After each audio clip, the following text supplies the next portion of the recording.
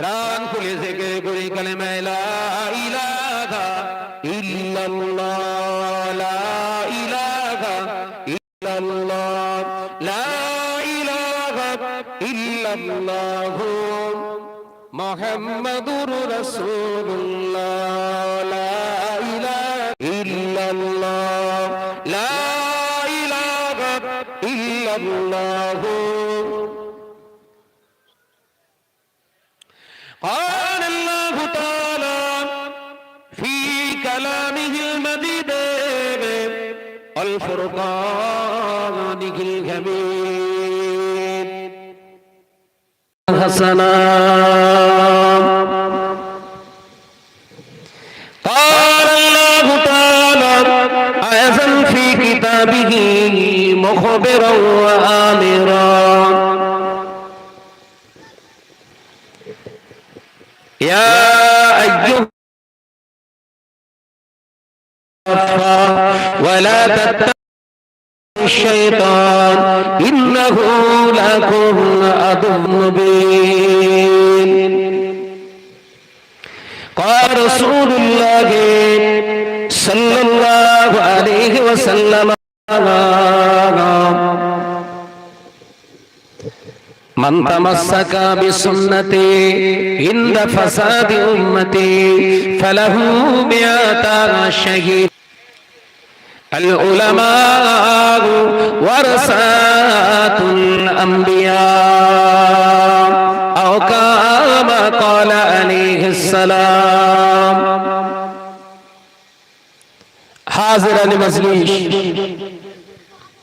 দিনদার নেককার আল্লাহ ওয়ালা পরহেজগার মুসলমান ভাই ও বাবাজিরা, আমার সোনার চাঁদ মানিকেরা, পর্দানিশিনা, আমার স্নেহা গর্ভধারিণী জনম দুঃখিনী ধার্মিকা, আমার সোনার চাঁদ মানিকেরা, আম্মা জান ও বোনেরা, দীর্ঘক্ষণ ধরে আমি আপনাদের ইবলিস। এবার দেখতে হবে, যদি জ্ঞানী গুণী আলেম বিচক্ষণ পণ্ডিত মহাপণ্ডিত হয় আর শয়তানের খাসলাত যদি ওর ভিতরে থাকে, তাকে কিন্তু কথা বুঝতে পারছেন না? শয়তানের খাসলাত শুধু বেনামাজি হওয়া নয়, সুদ খাওয়া নয়, পরনিন্দা করা নয়, সব থেকে বড় খাসলাত হচ্ছে অহংকার। কি বললাম বাবা? শয়তান আল্লাহকে বলেননি, গাল খিস্তি মেরে কথা বলেননি। আদম আলাইহিস সালামকে যখন তৈয়ার করেছিলেন, আল্লাহ সৃষ্টি করেছিলেন, আল্লাহ পাক হুকুম করেছিলেন সেজদা করো, সবাই সেজদা করেছিল। করেনি কে? বলেন ইবলিস, আজাজিল। আল্লাহ প্রশ্ন করেছিলেন কি ব্যাপার? আমি বললাম সেজদা করতে, তুমি বসে আছো, সেজদা করলে না। খুব শিক্ষিত, এডুকেটেড তো, জ্ঞানী তো। ইবলিস জবাব দিচ্ছে, আল্লাহ আমার জন্য বিবেকে, আমার বিদ্যায় আমাকে বাধা দিচ্ছে। ভাষাটা খারাপ বললেন না, ভালো জোরে বলে। আল্লাহ আল্লাহ, আপনাকে আমি তো ইবাদত বندگی করেছি, 1000 বছরের উপরে ইবাদত করেছি আমি। আপনি আমার উপরে খুশি হয়ে মুআল্লিমুল মালায়েকা বললেন, লাকাব দিলেন, সমস্ত ফেরেশতাদের ইমাম বানিয়ে দিলেন। আল্লাহ, এখন আমি আমার নিজে চোখে দেখাই আদমকে তৈরি করেছে সব ফেরেশতারা, আমি নিজে চোখে দাঁড়িয়ে দেখেছি। মাটি থেকে তৈরি করলেন, আর আমি তো আগুনের তৈরি। আমার বিবেক, আমার বিদ্যা আমাকে বাধা দিচ্ছে সেজদা করতে। কথা বুঝছেন না? খারাপ কথা বললেন, বিদ্যার কথাই তো বললেন। গাল খিস্তি করেছে বাবা, হ্যাঁ না বলে? করেনি তো।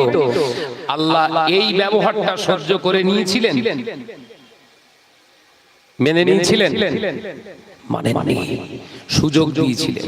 কি দিয়েছিলেন? আমার ফেরেশতারা বেহেশতের ভিতরে একটি ঘর নির্মাণ করো, বেহেশতের ভিতরে ঘর নির্মাণ করে রাখো, ওই ঘরটা দরওয়াজাটা করে দাও ছোট। এ আমার ফেরেশতারা, আমার বেহেশতের ভিতরে ঘর নির্মাণ করো, ঘর তৈরি করা হলো, দরওয়াজাটা ছোট করে দেয়া হলো। আমার আল্লাহ পাক আদমকে ওর ভিতরে রেখে দিলেন। আদমকে ওই ঘরের ভিতরে রেখে দিলেন। ও আমি আল্লাহ পাক হুকুম করছি, সুন্দর একটা ঘর বানানো হয়েছে, ওই ঘরটাকে একবার দেখো তো কেমন হয়েছে ঘরটা। আজাজিল এলো, ঘরের দরওয়াজার সামনে এসে দাঁড়িয়ে গেল। আল্লাহ পাক বললেন, ইবলিস দাঁড়ালি কেন? আজাজিল দাঁড়িয়ে রইলি কেন? যা। আজাজিল বললেন, আল্লাহ আমার ভিতরে যেন কেমন লাগে, আমার সন্দেহ হচ্ছে আদমকে ওর ভিতরে রাখা আছে কিনা। আলোচনা বুঝছেন? আমার সন্দেহ হয় ওর ভিতরে আপনার আদমকে রাখা আছে কিনা, খলিফাকে রেখে দিয়েছেন কিনা, আমার সন্দেহ হয়। আল্লাহ আপনি যেহেতু হুকুম করেছেন ভিতরে যেতে, তাই আমি না করতে পারছি না, তবে যাই, আমার জ্ঞানের দ্বারা আমি যেতে চাই। ছোট দরওয়াজা, ইবলিস জানে আগে যদি মাথাটা আমি প্রবেশ করাই, আমার এই মাথা নিচু করাটাই আল্লাহ সিজদা বলে মানবে।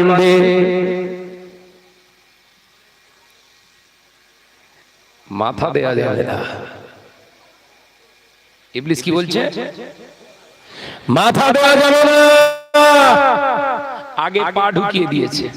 আল্লাহ রাগান্বিত হয়ে গেলেন, ক্রোধান্বিত হয়ে বললেন, যা, আমার অবাধ্য হয়ে গেলি তুই, তোর মৌকা দিয়েছিলাম। আল্লাহ ছাড় দেন, ছেড়ে, জোরে বলেন, ছেড়ে দেন না, ছাড় দেন, ছেড়ে দেন না।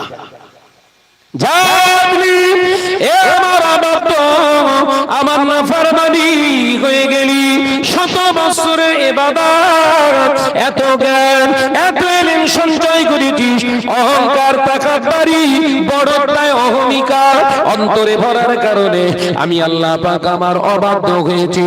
আমি আল্লাহ বলছি, যা যা যা যা জি, আজ থেকে আমি তোকে চির জাহান্নামী বলে ঘোষণা করলাম।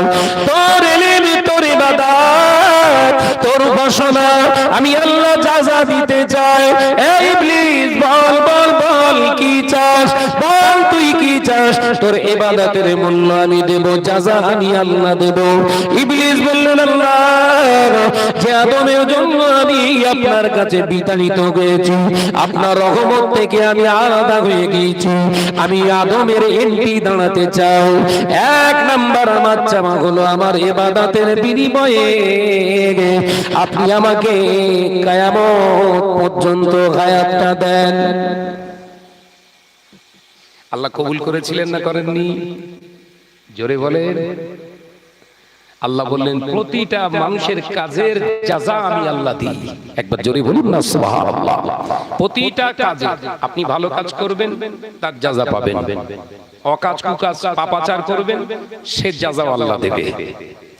তুই আমার ইবাদত করেছিস, জাযা স্বরূপ যা, তোরা হায়াত দিয়ে দিলাম। খুব খুশি হয়ে গেছে ইবলিস। কিয়ামত পর্যন্ত হায়াত, একটুখানি কথা, কিয়ামত পর্যন্ত হায়াত পেয়ে গেল, খুশিতে যারে যা। ইবলিস, তুই তিন দাবি রাখবি বলেছিলি, আমি আল্লাহ পাক একটা দিয়েছি, আর দুটো বল। ইবলিস বললেন, আল্লাহ যে ইবলিস আজকে তো আপনার দরবার থেকে বিতাড়িত হলো, আজাজিল রূপান্তরিত হলো ইবলিসে, আমি আপনার কাছ থেকে চেয়ে নিতে চাই যে আদমের কারণে আপনি আমাকে বেহেশত থেকে বিতাড়িত করলেন। আল্লাহ ওই আদমের প্রতি মুহূর্তে আমি ধোঁকা দিতে চাই, কলকৌশলে বিভিন্ন প্রকারের তরিকায় আমি ওকে ধোঁকা দেব। আল্লাহ শিরা উপশিরায় যাবার মতো আমার ক্ষমতা দেন, আমি ওর অঙ্গ প্রত্যঙ্গ দিয়ে ধোঁকা যেন দিতে পারি। আমার আল্লাহ বললেন, যা, মেনে নিলাম। যা, মেনে নিলাম। তৃতীয় নম্বর কি চাষ?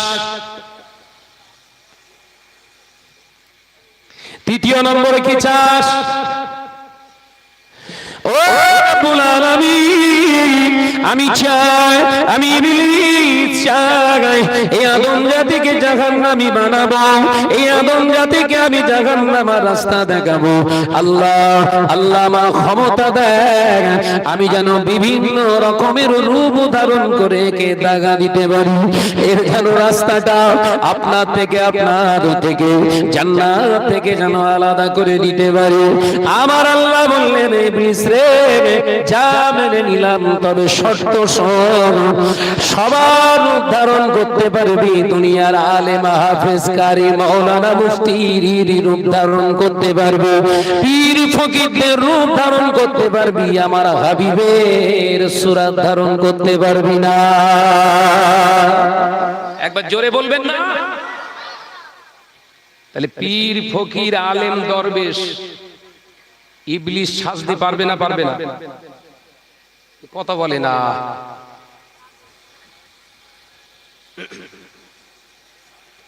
আলেম মানেই ওলি নয়। বিচক্ষণ আলেম মানেই ওলি নয়।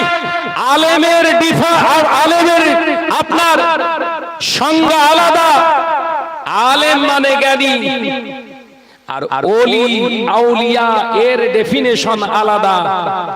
ওলি আউলিয়া আল্লাহর সঙ্গে কানেকশন রাখনেওয়ালা মানুষ। একবার জোরে বলুন। দুটো এক হলো।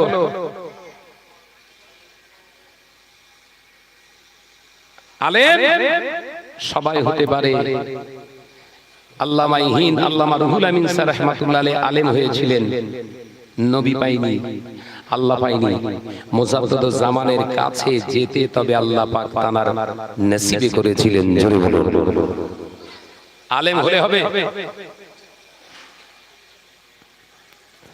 বাংলা শামেবে মুজাদ্দিদুজ জামান আমিন শরিয়া আলা হযরত রাজন হুজুর পীর কিবলা রাহমাতুল্লাহ আলাইহি কাছে মুজাদ্দিদুজ জামান অন্যতম খলিফা আমাদের দলের মনি আল্লামা আল্লামা রুহুল আমিন স্যার রাহমাতুল্লাহ আলাইহি হুজুর আমার যখন প্রেজেন্ট দিয়েছিলেন, উপস্থিত হয়েছিলেন, আল্লাহর ওলি মুজাদ্দিদুজ জামান চেহারার দিকে তাকিয়েছিল।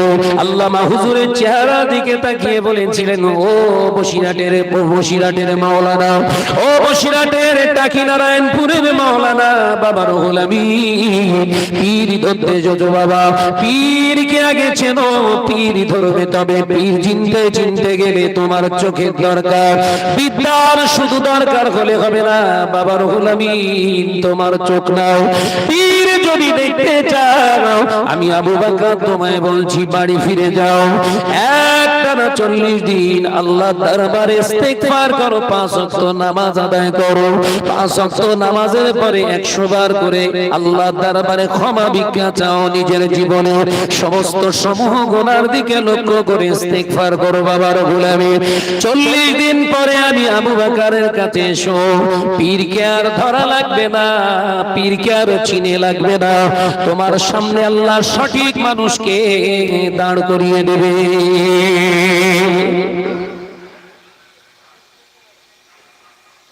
আহা, কি নীতি আদর্শের মানুষ ছিলেন গো। আবার সোনার চাঁদ মানিকেরা, অত বড় একজন বিদজ্ঞ পণ্ডিত, 25,000 শরিয়াতের কিতাব নিজের নখদর্পণে করেছিলেন।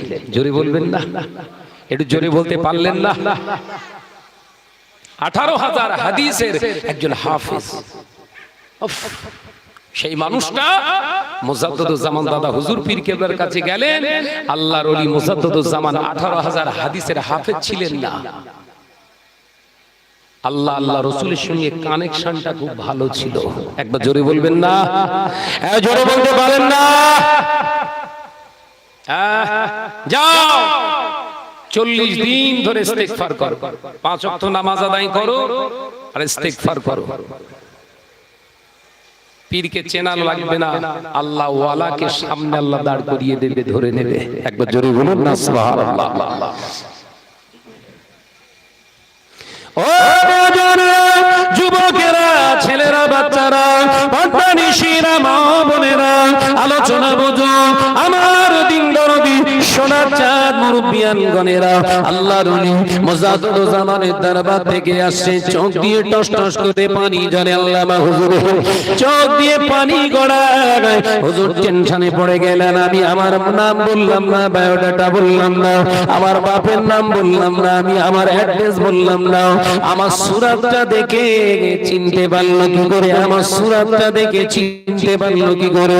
আল্লামা হুজুর মনে মনে ভাবছে, আমি বহু ওলিয়া উলিয়াদের দরবারে গিয়েছি, বহু পীরের দরবারে গিয়েছি, তারা তো বলতে পারে না। এই আবু বকর কি করে বলতে পারলো? হুজুর চিন্তা করতে করতে নিজের ইলমের দ্বারা প্রভাবিত হলেন। বাড়িতে এলো, 5 ওয়াক্ত নামাজের পরে পরে তরিকা মস্ক করতে লাগলেন, ইস্তেগফার করতে লাগলেন।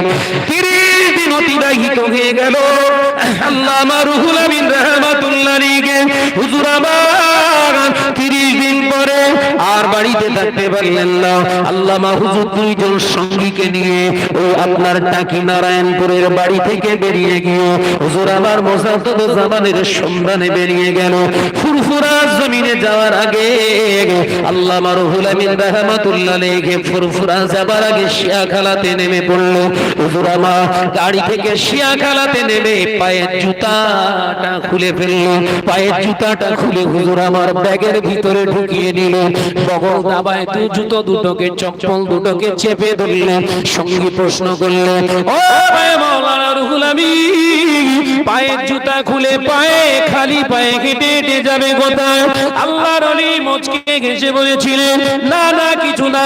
সঙ্গীরা আবার জিজ্ঞাসা করে, খালি পায়ে কেন আপনি হাঁটেন? আল্লামা হুজুর আর হাসি নয়, এবার কাঁদতে শুরু করলেন। ও আল্লাহর বান্দারা, ভাইরা শুনে, আমি রুহুল আমিন এমন একটা দরবারে যাই, এমন একটা দরবারে যায়, এখন এমন একটা দরবারে যাও যে দরবারে দুনিয়ার মানুষ আসে, শুধু তাই নয়, যে দরবারে স্বয়ং রাসূলুল্লাহ রুহানি হালাতে এসে যায়। একবার জোরে হবে না? এ ফুরফুরার পাগলেরা, মুজাদ্দিদুল জামান আমিরুশ শরিয়াত আলা হযরত দাদাজান হুজুর পীর কেবলা রাহমাতুল্লাহ আলাইহির দরবারে আল্লামা হুজুর খালি পায়ে অবস্থান করতে। হুজুরকে প্রশ্ন করা হয়েছিল, হুজুর আপনি ফুরফুরা জমিনে খালি পায়ে কেন আপনি হাঁটাহাঁটি করেন? আল্লাহর ওলি বলেছিলেন, এ দরবার কোনো সাধারণ দরবার নয়, এই দরবারে আল্লাহর নবী রুহানি হালাতে মাঝে মাঝে সে ঘুরে যায়। আমি রুহুল আমিনের পায়ের জুতার ধুলা যদি লেগে যায়, আমি রুহুল আমিন কিয়ামত ঘুরছে।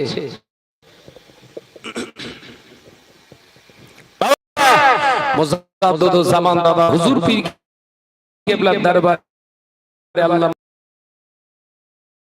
30 দুলালাইকে দেখে মুজাদ্দিদুল জামান কোনো রেসপেক্ট নয়, কোনো আদব নয়, কোনো সম্মান হুজুর দেননি। 30 দিন পরে আসছে, আল্লামা হুজুরকে দেখতে পেয়ে মুজাদ্দিদুল জামান উঠে দাঁড়ালেন। একবার জোরে বলুন, জোরে বললেন না? জোরে বললেন না? আগের রুহুল আমিন আর এর রুহুল আমিন এক নয়। অজবোজে আগের রুহুল আমিন শিক্ষিত ছিল, আর এখনকার রুহুল আমিনও শিক্ষিত। আগের রুহুল আমিনের জন্য মুজাদ্দিদুল জামান উঠে দাঁড়ায়নি, এখনকার রুহুল আমিন 30 দিনের পরিবর্তে রুহুল আমিন এসেছে, রুহুল আমিনকে দেখে জামানার যুগ সংস্কার উঠে দাঁড়াচ্ছে। একবার জোরে বলবেন না? কি বুঝলেন বাবা? আগের রুহুল আমিন আলেম ছিল, এখনকার রুহুল আমিন আলেম। আগের রুহুল আমিনের সঙ্গে আল্লাহ রাসূলের কানেকশন ভালো ছিল না, এখনকার রুহুল আমিনের আল্লাহ রাসূলের সঙ্গে কানেকশন ভালো হয়ে গেছে। এই আলেমের জন্য সম্মান মুজাদ্দিদুল জামানের অন্তরে কিয়ামত পর্যন্ত থাকবে। জোরে বলুন, জোরে বলতে পারেন না? আমার মুসলিম সমাজ, আমার ঘরের ছেলেরা, আমার গ্রামের ছেলেরা, ভাইরা, আজকে কোন দিকে ছুটছি আমরা? দরবার ছেড়ে দিয়েছি আমরা। হ্যাঁ, দাদা হুজুর পীর কেবলা রাহমাতুল্লাহ আলাইহির হক রাস্তা, হক দরবার, মুজাদ্দিদুল জামানের অন্যতম খলিফা আল্লামা রুহুল আমিনের দরবার ছেড়ে দিচ্ছি আমরা। জ্ঞানে কুলুলো আমাদের। ও নজররা, যুবকেরা, ছেলেরা, বাচ্চারা, পদ্মানিশীনা মা বোনেরা, কান খুলে শুনে কি আল্লামা রুহুল আমিন স্যার রাহমাতুল্লাহ আলাইহি মুজাদ্দুদ জামানের কাছে গেলে মুজাদ্দুদ জামান বললেন, বাবা রুহুল আমিন, তুমি ভাবছো আমি তোমাকে দেখে সম্মান করছি? না বাবা রুহুল আমিন, আমি তোমাকে দেখে সম্মান করি না। তুমি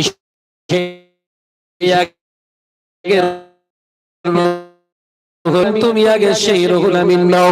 30 দিন আগে যে আলেম রুহুল আমিন এসেছিল আর আজকে যে রুহুল আমিন এসেছে, দুটি আলেমের ভিতরে পার্থক্য হয়ে গেছে।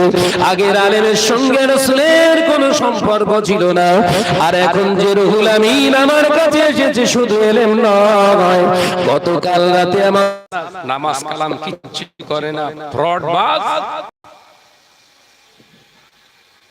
অহংকার, অহমিকা, তাকাব্বারি, তাই অহংকার ভিতরে নিয়ে ঘুরি, আমাকে সম্মান করবেন? হতে পারে না। এটা দাদা হুজুরের নীতি আদর্শের মত আদর্শের সম্পূর্ণ বহির্ভূত। এটা দাদা হুজুর পীর কেবলার আখলাক নয়। আপনি আলেম, অবশ্যই আপনি আলেম, আপনি বিচক্ষণ, বিদগ্ধ, পণ্ডিত, অবশ্যই পণ্ডিত, অস্বীকার করব না, কিন্তু আপনি অহংকারে আলেম। আপনার জন্য সম্মান, রেসপেক্ট আমার অন্তরে নাই। কথা বুঝছেন না? দাদা হুজুর শিক্ষা দিয়ে গেলেন। আজকে সেই দাদা হুজুর পীর কেবলা রাহমাতুল্লাহ আলাইহির আলা উলামা আল্লাহ আছে না নাই? আছে না নাই? আছে। সমাজের বুকে এখনো তারা কাজ করছে, বহু প্রতিষ্ঠানের সঙ্গে জড়িয়ে আছে। আমরা আমাদের শুনিনি, আমাদের মুখ থেকে আমরা এই করছি সেই করছি। এটা নীতি আদর্শের বাইরে। জানেন, আল্লাহ শুকর করে বলছি, গতকালকে আমাকে বসে আমিনিয়া মাদ্রাসার কমিটি সাহেবের সঙ্গে একসঙ্গে মিটিং এ আলোচনার জন্য আমাকে ইনভাইট করেছিল। আমি গিয়েছিলাম।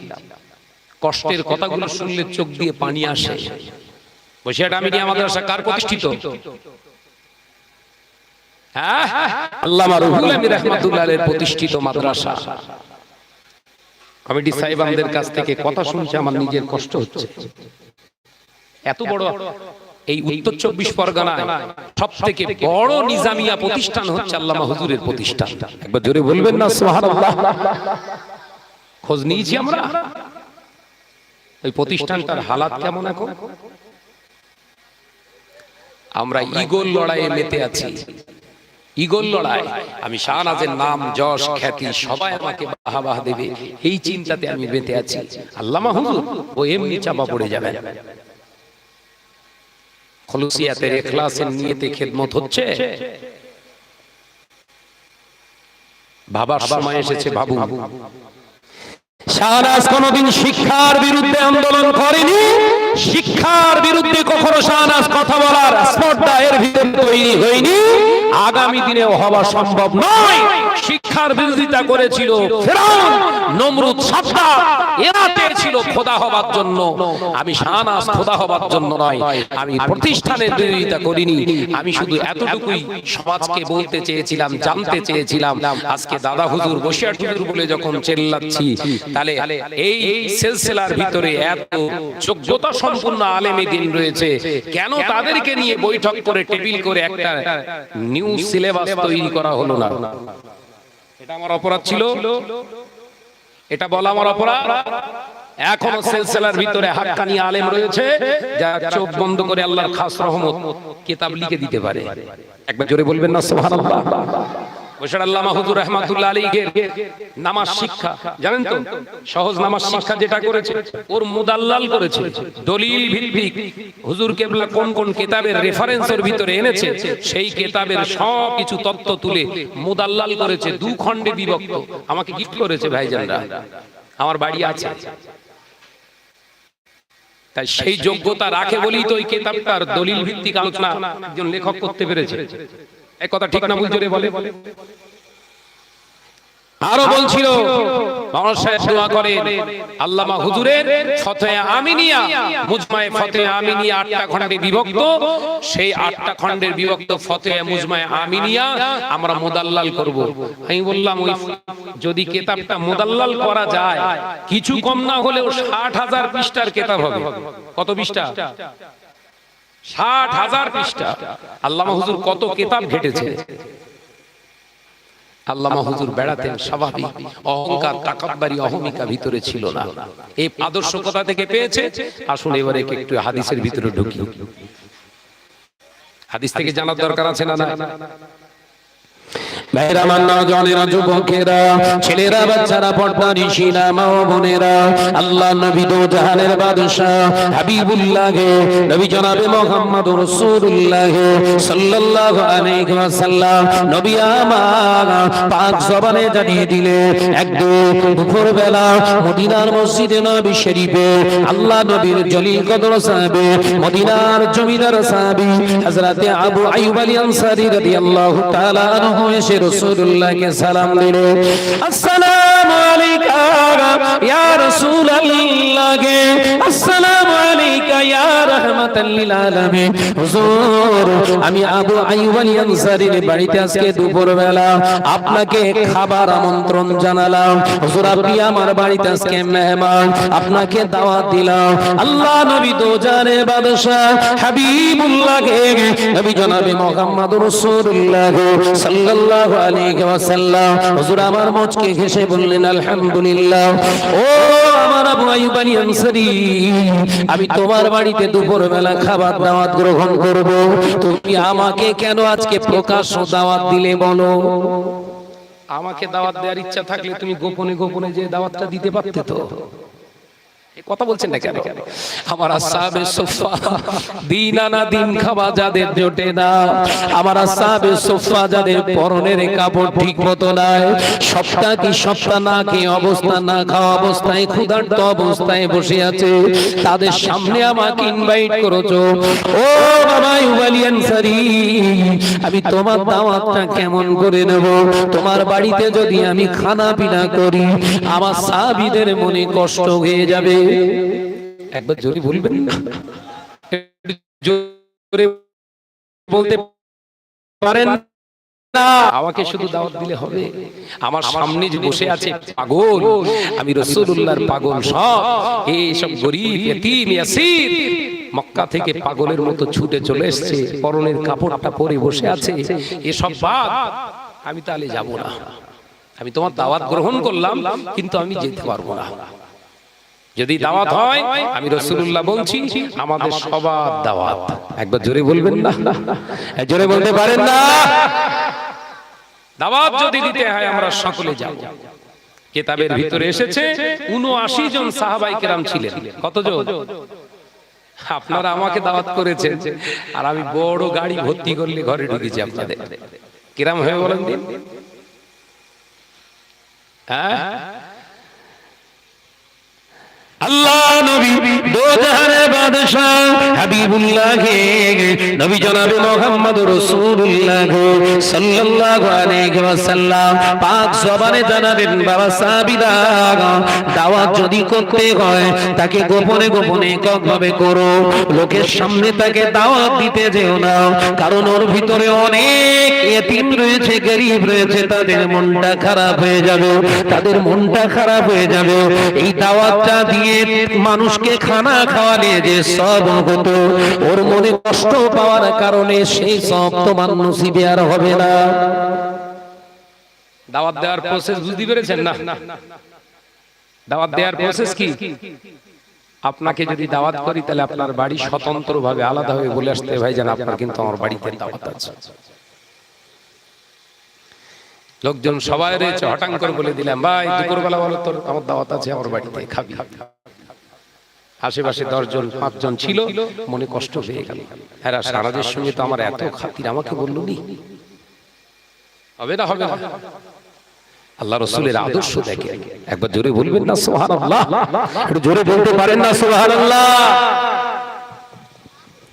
ও জনেরা, যুবকেরা, ছেলেরা, বাচ্চারা, পর্দানিশী মা বোনেরা, আল্লাহ নবী কলেজা সাহাবীরা আনন্দিত উৎফুল্লিত হয়ে হযরত আইয়ুব আনসারী রাদিয়াল্লাহু তাআলা আনহুর দাওয়াত গ্রহণ করলেন। দুপুরবেলা আল্লাহ নবী যে উপস্থিত, ও আমার আইয়ুব আনসারী রে, ও আমার আবু আইয়ুব, তুমি বাড়িতে আছো নাকি? হ্যাঁ ইয়া রাসূলুল্লাহ, হাবিবাল্লাহ। হুজুর, খানা পিনা প্রস্তুত হয়ে গিয়েছে। কি করেছো বাবা আইয়ুব আনসারী? ইয়া রাসূলুল্লাহ, হাবিবাল্লাহ, বাড়িতে আমার একটা বকরি ছিল, বকরিটাকে জবাই করে আমি ভুনা বানিয়েছি। জোরে বলো সুবহানাল্লাহ। আমরা যেটাকে কষা গোশত বলি, ভুনা বানিয়েছি ইয়া রাসূলুল্লাহ, হাবিবাল্লাহ, বাড়িতে খাসি জবাই করে দিয়েছি।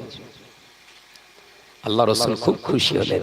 আর কি করেছো ইয়া রাসূলুল্লাহ? হাতে খাম রুটি করেছি, রুটি বানিয়েছি। রুটি আর গোশত আজকে মেহমানদারি হবে। একবার জোরে বলুন না সুবহানাল্লাহ। আল্লাহ নবী বললেন, ওই খাবারের প্লেটটা আমার কাছে দাও। কতজন খাবে বলেন বলেন বলেন? টোটাল 80, রাসূলুল্লাহকে নিয়ে 80, রাসূলের সাহাবীগুলো 80, রাসূল নিয়ে 80, আর তার পরিবার আরো আছে।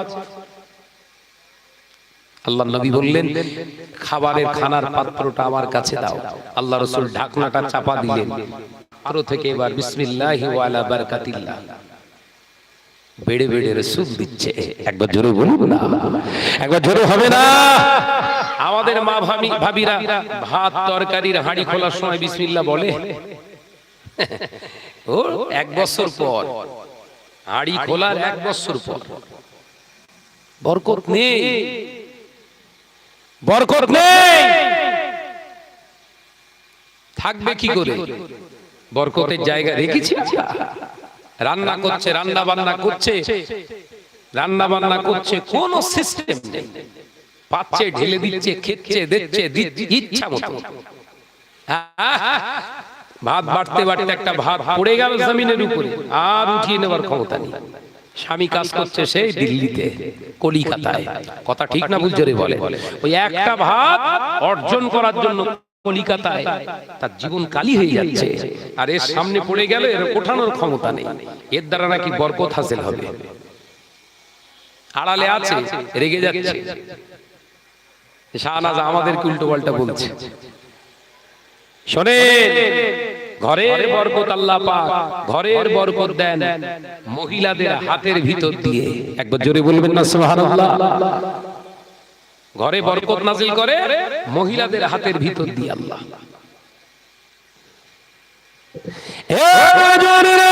যুবকেরা, ছেলেরা, বাচ্চারা, পর্দানিশী মা বোনেরা, আলোচনা বোঝো। আল্লাহ নবী কলেজা সাহাবীদের আল্লাহ নবী ইঙ্গিত করলেন, বাবা সাহাবীরা, তোমরা এক একটা পাত্রে 4 জন করে 3 জন করে বসে যাও। পছন্দ মতো তোমরা বসে যাও। আল্লাহ নবী সাহাবায়ে কেরামেরা রিদওয়ানুল্লাহি তাআলা আলাইহি আজমাইন সবাই বসে গেল। আল্লাহ নবী ফলো করলেন, লক্ষ্য করে দেখলেন আমার একজন সাহাবীর সঙ্গে কেউ বসতে চাইছে না। আমার একজন সাহাবীর সঙ্গে কেউ বসতে চাইছে না। আমার একজন সাহাবীকে সবাই যেন একটু এড়িয়ে চলার চেষ্টা করছে। নবী আমার দিন ও দুনিয়ার বাদশা হাবিবুল্লাহ নবী জনাবে মুহাম্মদুর রাসূলুল্লাহ সাল্লাল্লাহু আলাইহি ওয়াসাল্লাম, নবী আমার সব লক্ষ্য করে হুজুর আমার সবার পাত্রে পাত্রে খাবার পৌঁছে দিয়ে আল্লাহ নবী একটা পাত্র নিয়ে সাহাবীকে ডাকলেন, জানার সঙ্গে কেউ বসতে চায় না। আল্লাহর নবী দোজানের বাদশা হাবিবুল্লাহ নবী জনাবে মুহাম্মদুর রাসূলুল্লাহ সাল্লাল্লাহু আলাইহি ওয়াসাল্লাম হুজুর আমার ওই সাহাবীকে নিজের পাত্রেতে বসিয়ে দিল। ও আমার সাহাবীরা, আমার সাহাবীর গায়ে একটু ঘা আছে বলে, সাহাবীর হাতেতে একটু ঘা আছে বলে তোমরা কেউ সঙ্গে নিলে না, তোমরা কেউ সঙ্গে নিলে না। আমি রাসূলুল্লাহ ফলো করলাম, আমার সাহাবী জীবনটা বড় খারাপ হয়ে গেল। না সাহাবারা মনে করো না আমার সাহাবীর পাশে কেউ না, তোমরা তোমরা তোমরা ভাইয়েরা নিজেরা বসেছো খাবারের প্লেটে তোমাদের ভাইয়ের সঙ্গে, কেউ তোমরা বসো আর না বসো, দিন ও দুনিয়ার বাদশাহ হাবিবুল্লাহ নবী মুহাম্মদ রাসূলুল্লাহ আমি নিজে বসে গেলাম। জোরে বলতে পারেন না সুবহানাল্লাহ? কি আদর্শ গো, কি আদর্শ আমাদের দিয়ে গেছে। ও সাহাবী হুজুর মুখে খানা ওঠাতে পারেন না, আবেগ আপ্লুত হয়ে গিয়েছে। সাহাবী হুজুরের চোখ দিয়ে টস টস টস টস করে পানি টুসা গড়ায়।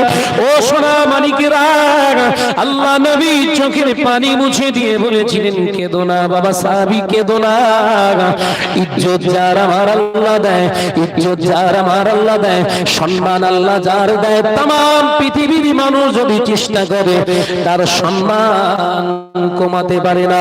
ও আমার সাহাবী তুমি চিন্তা করো না, তোমার সঙ্গে করে নিয়ে কেউ বসতে চায় না, তোমাকে একা ফেলে দিয়েছিল, কিন্তু আমার আল্লাহ কত বড় রহমানুর রহিম, তানারা হাবিবের সঙ্গে তোমার খাবার সুযোগ করে দিয়েছে। একবার জোরে হবে না? আমরা সমাজে চেষ্টা করি কেউ উপরে উঠলে তার ঠ্যাং ধরে নিচে নাও কি করে, এই খসলত আমাদের আছে না? না, এই কথা বলছেন না কেন? সমাজে একটু প্রতিবন্ধী হয়েছে, নাম যশ কামিয়েছে, টাকা পয়সা একটু আল্লাহ দিয়েছে, ওর পেছনে কি করে হাত দিয়ে পড়ে থাকবে এই চিন্তা কলকৌশল নিয়ে ঘুরছি আমরা। আবার 5 ওয়াক্ত নামাজ, আল্লাহু আকবার, আবার হাতে তাসবিহ, সুবহানাল্লাহ, আলহামদুলিল্লাহ। কাজ হবে? কাজ হবে? কার আদর্শ এটা? আল্লাহ রাসূল বললেন হিংসা, হিংসুকে কখনো, হিংসুকি কখনো, অহংকারে কখনো আল্লাহ ওয়ালা হতে পারবে না। যার ভিতরে হিংসা, অনুপরিমাণে হিংসা আর অহংকার ভিতরে থাকে, ও জীবনে কোনোদিন সাকসেসফুল হতে পারবে না। দাও আমার সোনার মানিকদের বসে দাও, এই দিক চলে এসো, এই গানটা এটা পিছিয়ে দাও, একটু দরুদ শরীফ আল্লাহুম্মা। সোনার মানিকরা এখানে চলে এসো, এসো মামু চলে এসো বাপ, এসো এসো, একটু আওয়াজ দি ছেলেরা, তোরা সব শুবি নাকি বলদি? হ্যাঁ কেতা মালিশ দেবো, জুতোই রকম কেন? প্রাণ খুলে উচ্চ আওয়াজে একটু দরুদ শরীফ পড়ি। আল্লাহুম্মা সাল্লি আলা,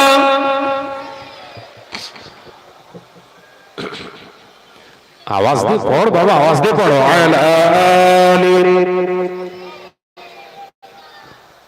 এসো আমারে কণ্ঠে তুমি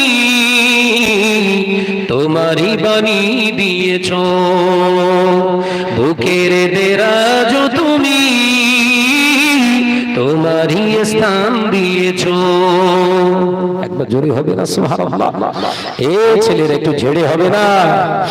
আমারে কণ্ঠে তুমি তোমারই বাণী দিয়েছ, বুকের দেরাজ তুমি তোমারই স্থান দিয়েছ। এত ভালোবাসো কেন মালিক আমার, কি করে শুকর করি আমি তোমার, কি করে শুকর করি আমি তোমার। জোরে বলবেন না? একটু জোরে হবে না? আমারে কণ্ঠে তুমি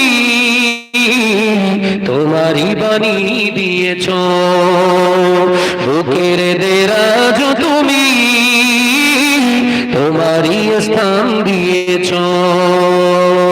লা ইলাহা ইল্লাল্লাহ, লা ইলাহা ইল্লাল্লাহ। পৃথিবীর দিকে দিকে যদুরি দে, শান্তি মোরা পেলাম চারিদিকে। পৃথিবীর দিকে দিকে যদুরি দে,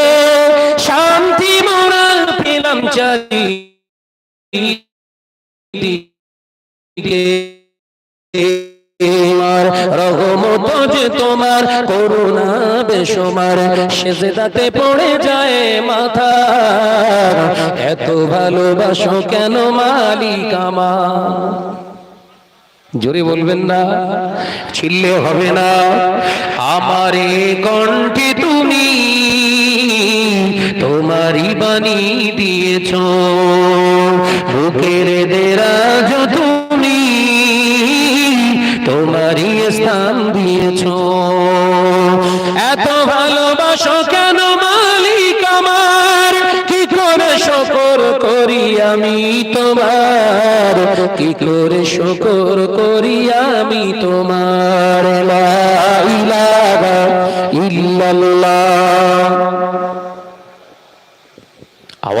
আওয়াজ দাও আরো জোরে লা ইলাহা মাশাআল্লাহ ও জানেরা যুবকেরা ছেলেরা বাচ্চারা পর্দানিশীরা মা বোনেরা আলোচনা বুঝুন আল্লাহ নবী দো জানের বাদশা হাবিবুল্লাহ নবী জনাবে মুহাম্মদ রাসূলুল্লাহ সাল্লাল্লাহু আলাইহি ওয়াসাল্লাম এখানে ক্লিন করে গেলেন সাহাবী বলে কোনো কথা নয় পৃথিবীর কোনো দরবেশ বলে কোনো কথা নয় পৃথিবীর জমিনে কোনো আলেম বলে কোনো কথা নয় পৃথিবীর জমিনে কোনো হাফেজ সাহেব বলে কোনো কথা নয় পৃথিবীর জমিনে কোনো মাওলানা বলে কথা নয় অহংকার তাকাব্বুরি পৃথিবীর জমিনে রেখে যদি চলো ওই অহংকারই তোমাকে ভস্মীভূত হতে হবে বাবা অহংকারের কোনো জায়গা নেই ইসলামে অহংকার তাকাব্বুরি বড়ত্বের কোনো জায়গা নেই আপনাদের নেকদুয়ায় পশ্চিমবঙ্গ ছাড়া আরো তো বাইরের রাজ্যে আল্লাহ আমাকে নিয়ে যায় আপনারা কি দোয়া করেছেন হ্যাঁ এই ক্রিকেট খেলা ছেলেটা হ্যাংলা ক্যাংলা ছেলেটা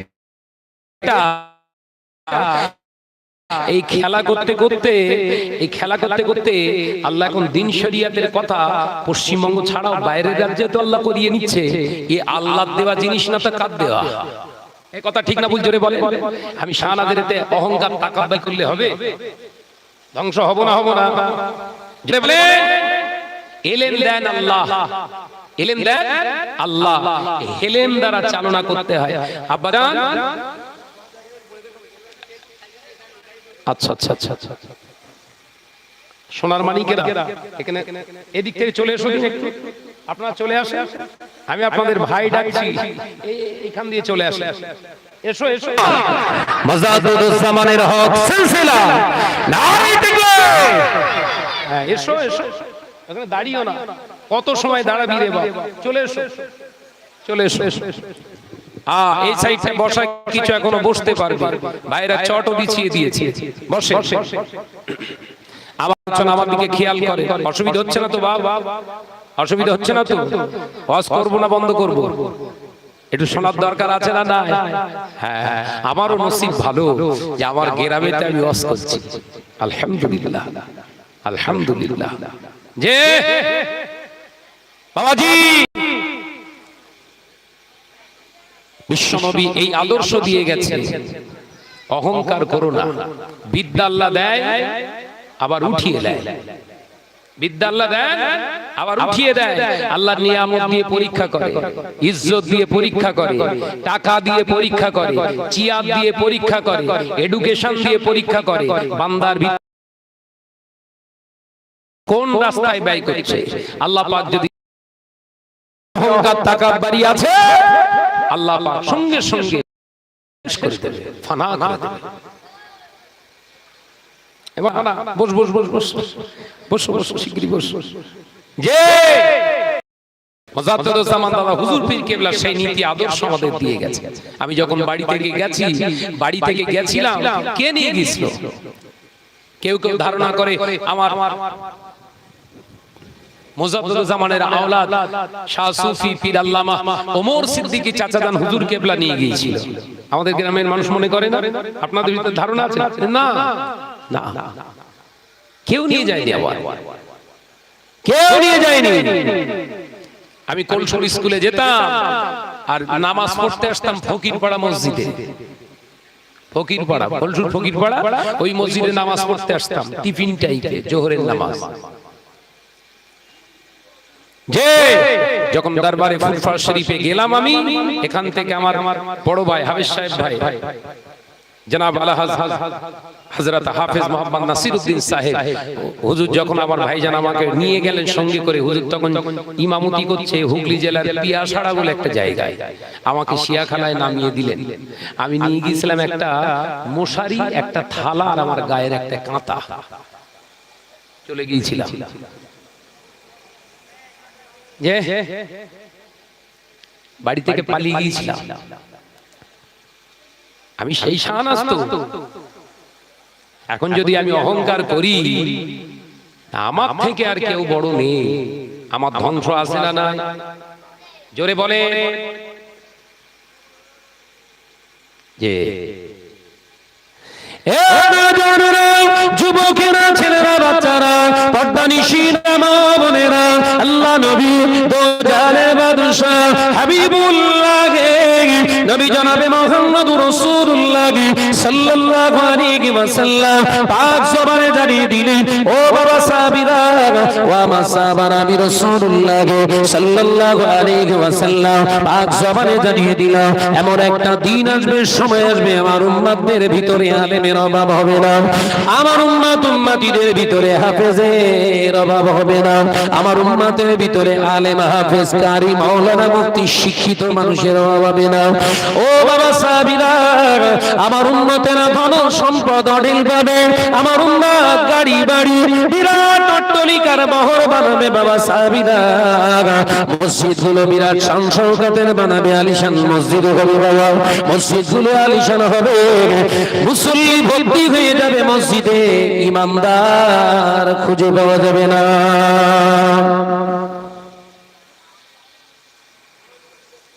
কতটা গুরুত্ব দিয়ে শোনেন, আমি ভেঙে বোঝাবো ইনশাআল্লাহ। ইবনে মাজার শরীফে সিয়াসাতের একটি কিতাব, আল্লাহ নবী বললেন মসজিদগুলো হবে শান-শৌকতের আলিশান মসজিদ। হচ্ছে না, হয় না? মসজিদের মুসল্লি আগুন হয়ে যাচ্ছে, এসি চালা বা এসি যখন চালাচ্ছে অন্তরটা তো ঠান্ডা হওয়ার কথা, কথা বলছেন না? এসি শরীর ঠান্ডা করতে পারে, মন নয়। কি ঠান্ডা করে? শরীর ঠান্ডা করবে, ঠান্ডায় সর্দি লাগিয়ে দেবে, অন্তর নয়। অন্তর গরম করে মসজিদের ভিতরে এসিতে মনে করছেন বিরাট কামাই ধনিছি নাকি?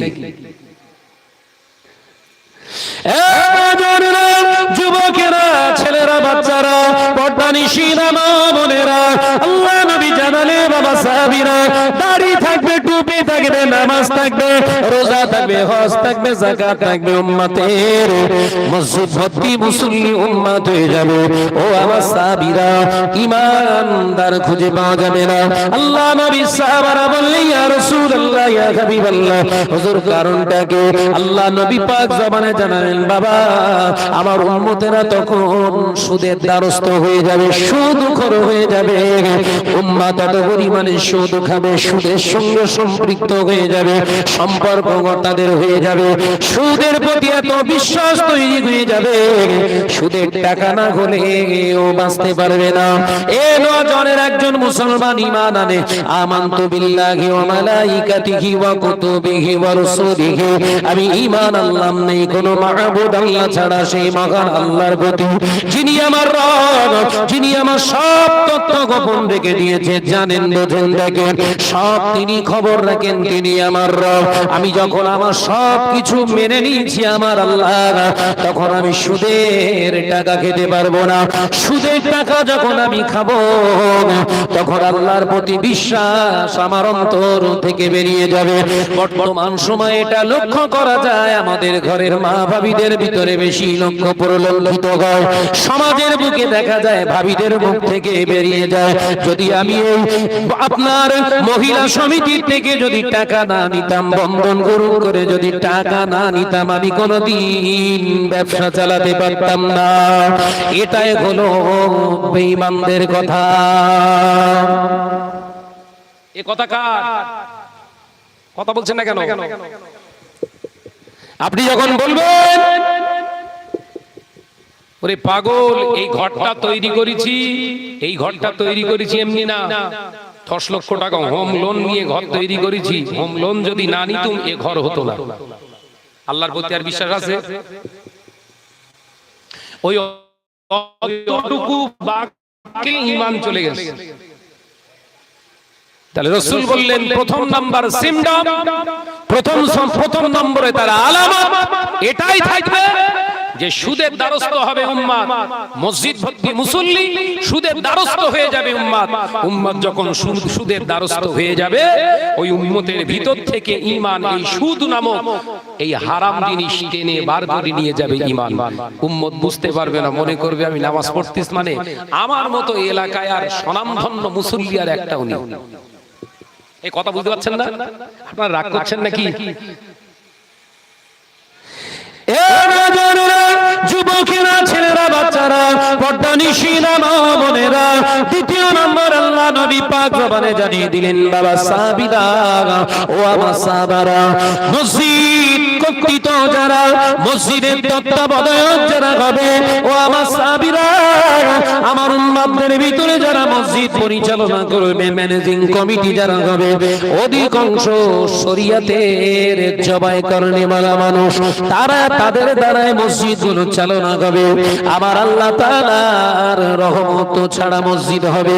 এ নজরেরা, যুবকেরা, নবী জানালেন মসজিদের কালার হবে ভালো, মসজিদ দেখতে শুনতে হবে ভালো, মসজিদের ইবাদতে মজা থাকবে না।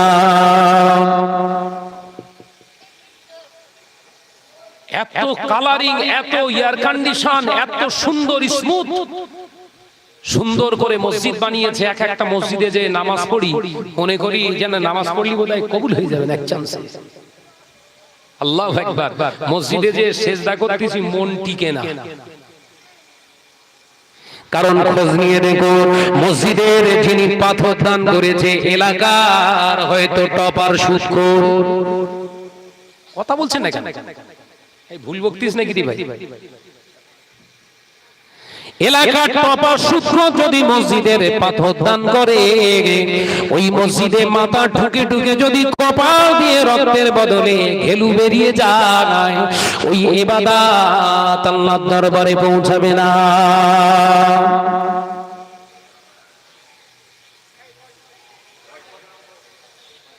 বস বাপ বস, আজকে যে কি হবেন তার ঠিক নেই, বস। আবার এরা বেসে গুটি, আমার মুকুল ভাই বেসে গুটে শেষ টাইম বলতে তুমি শেষে থাকো, তা লাও সহ্য করো। আপনার অসুবিধা হচ্ছে না তো বাপ?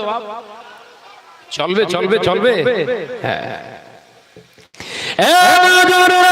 যুবকেরা, ছেলেরা, বাচ্চারা, পর্দানিশীনা, মা বোনেরা, আলোচনা বোঝো। আল্লাহ নবী পাক জবানে জানিয়ে দিলেন, যখন হারাম টাকার মসজিদ বানাবে, ওই মসজিদে মুসল্লি ভর্তি হবে, দেখতে ভালো হয়ে যাবে, মুসল্লিদের ইবাদত আল্লাহর দরবারে কবুল হবে না। ওই মসজিদের ভিতরে নামাজ আদায় করনেওয়ালা মুসল্লি দেখাবে পুরো ভর্তি হয়ে গেছে মুসল্লি মসজিদ, কিন্তু মুসল্লিদের অন্তর মসজিদের বাইরে পড়ে থাকবে।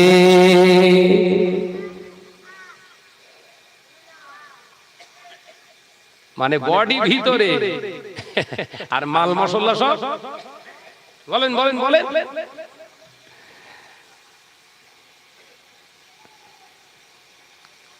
মসজিদের যে সেক্রেটারি হয়েছে এখনো সে জানে না সোনার আংটি আমার জন্য হারাম।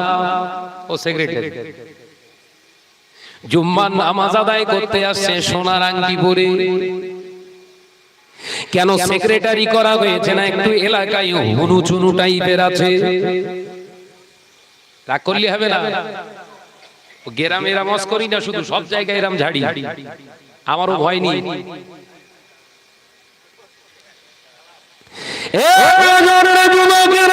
মসজিদের সেক্রেটারি হবে, মসজিদের প্রেসিডেন্ট হবে, মসজিদের মসজিদের মুহতামিম সেই হবে শরীয়তের মাসালা অনুযায়ী ইমামের আনপ্রেজেন্টেড ইমাম অনুপস্থিত কোন কাজে বেরিয়ে গেছে কিংবা ছুটিতে চলে গেছে, মাগরিবের নামাজটা মুয়াজ্জিন পড়াবে না।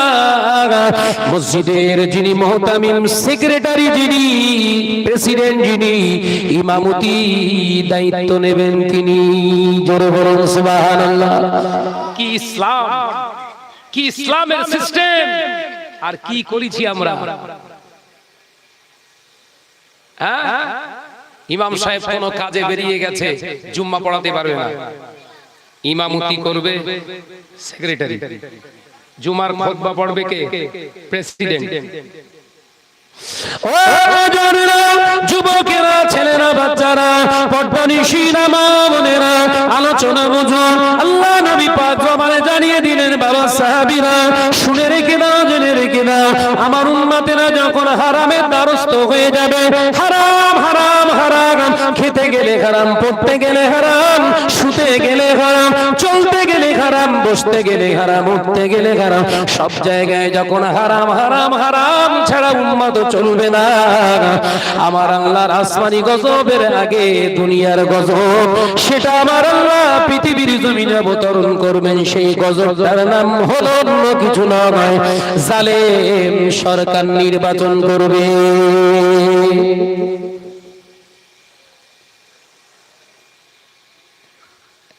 রাষ্ট্রনায়কেরা হবে জালেম। কখন কখন কখন? উম্মতরা যখন হারামখোর হবে, হারামখোর। ভাইজান, শাহনাজ ভাই, আমি হারাম খাই না, সুদের সঙ্গে কোনো আমার কারবার নাই, আমি সুদের টাকা খাই না, আমি সুদের ব্যবসা করি না, কিন্তু আমার বড় ছেলের বউটা বন্ধন গ্রহণ করে, আমার সপ্তাহে একদিন খাওয়া পড়ে, তাই আমি খাই।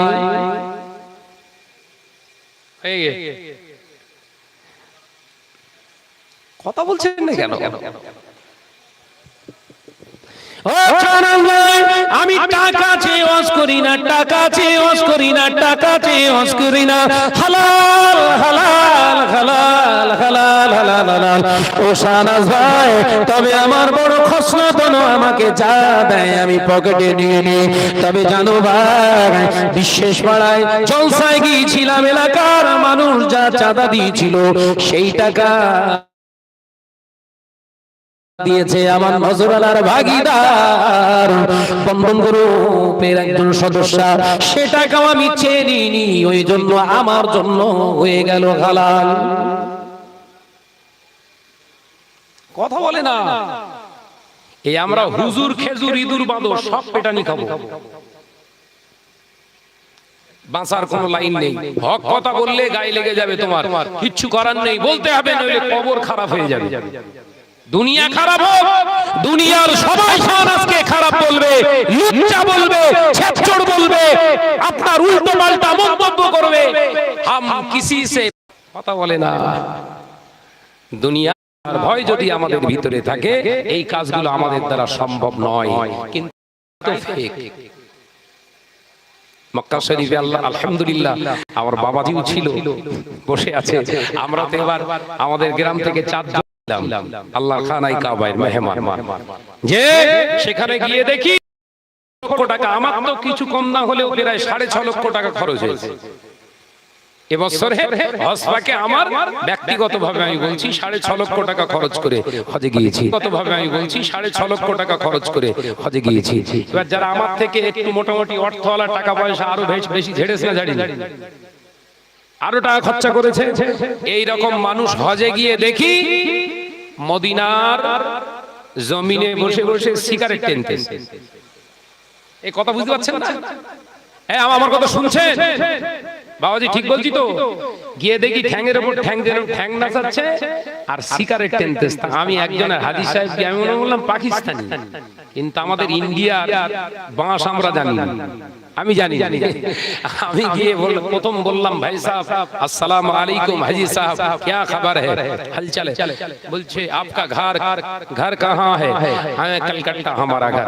ओ अच्छा, বাঙালি, মাশাআল্লাহ, আপনিও বাঙালি, তাই তো কাজ হয়েছে খুব জোর। তা সিগারেট খাচ্ছেন কেন?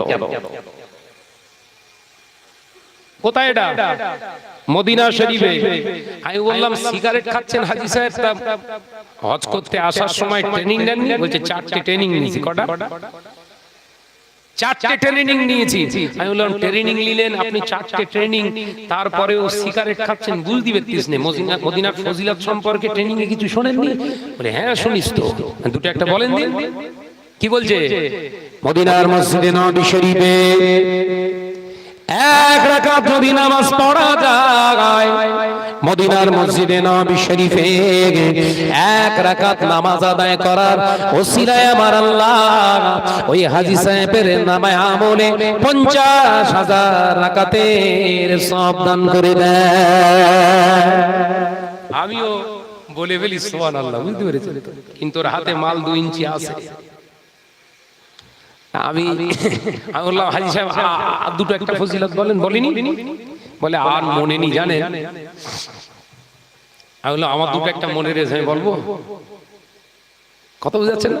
আমার দুটো একটা মনে আছে, আমিও 2-1টা ট্রেনিং গিয়েছিলাম, বলবো? বলে হ্যাঁ বলেন। হাজী সাহেব, ও হাজী সাহেব, ও আল্লাহর বান্দা হাজী রে, আমিও শুনেছি নয় আমিও দেখেছি 1 রাকাত নামাজ আদায় করলে যেমন মদিনার মসজিদে নবী শরীফে 50,000 রাকাতের সওয়াব পাওয়া যায়, আল্লাহ নেকি দেয়। আমিও শুনেছি মদিনার জমিনে রাসূলুল্লাহর জমিনে আল্লাহ নবীর দেশে কেউ যদি একটা সিগারেট খায় তার নামায় আমলে 50,000 সিগারেট খাওয়ার গুনাহ লেখা হয়। অমনি টপাস করে হাতে সিগারেটটা ফেলে দিয়ে হাওমাও করে কামছে। কথা বুঝাচ্ছেন না? হাতে সিগারেটটা টপ করে ফেলে দিয়ে হাওমাও করে কামছে। কি সর্বনাশ! 1 পিস খেলে 50,000। কেন এখানে নামাজে একটা সেজদা মারলি 50,000 লেচ্ছ, আর সিগারেটের বেলা একটা নেবে কেন? ওটাও 50,000 হবে। মানে হিকমতের দ্বারা আমি একটু ওকে ঠুকলুম, বিবেকের দরজা খুলে গেছে, হাতে সিগারেট ফেলে দিয়ে হাউমাউ করে কাঁদছে। কি হবে? আপনি কি মাওলানা? মাওলানা মোটামুটি একটু অর্ধেক পড়া আছে আমার, আমি একটু অর্ধেক জানি, সেই জন্য বললাম।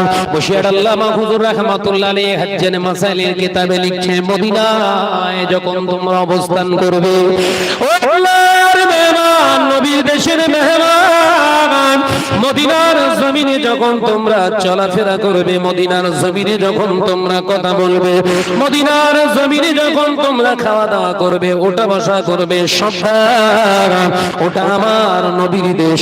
আমার নবীর দেশে তোমরা উচ্চ আওয়াজে কথা বলো না, জোরে জোরে জোরে জোরে জমিনে পা ফেলো না, ওখানে খাবার জন্য অপচয় নষ্ট করো না, মদিনাবাসীর সঙ্গে বিতর্ক করো না, তাদেরকে গালি দিও না, খারাপ মন্তব্য করো না, কারণ আমি রাসূলুল্লাহ, ওরা হলো প্রতিবেশী।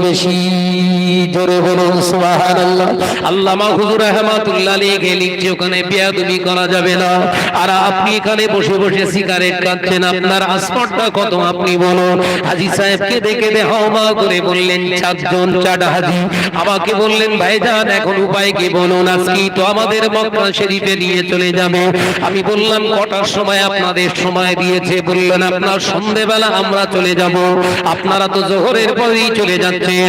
হ্যাঁ ভাই, তবে একটা অপশন আপনার এখনো বেঁচে আছে, আপনি যান আমার রাসূলুল্লাহর দরবারে যেয়ে যান, বাবু সালাম দিয়ে ঢুকে গিয়ে সামনে দাঁড়িয়ে একবার ক্ষমা চান, ইয়া রাসূলুল্লাহ, হাবিবাল্লাহ, আমি জানি না, অন্যায় করে ফেলেছি, ভুল করে ফেলেছি, আমাকে মাফ করে দেন হুজুর, আপনি আমাকে ক্ষমা করে দেন। আল্লাহ রাসূল যদি একবার রাজি হয়ে যায়, আমার আল্লাহ সমস্ত পাপগুলোকে মাফ করে দেবে। অপশন আছে। সন্ধ্যেবেলা যখন গাড়ি ছাড়বেন বলছেন, তার মানে এখন জোহরের নামাজ হয়েছে, পালান তাড়াতাড়ি। 4টে হাজী দেখে দৌড়চ্ছে, এইরকম পিস চতুর্দিকে ঘুরতেছে, আপনি কেরাম নেবেন? সব হজে গেছে। সমাজে প্রচলিত আছে, হজ করেছে মানে একটা স্পেশাল কোনো ব্যাপার ট্যাপার আছে, এরকম ব্যাপার আছে না?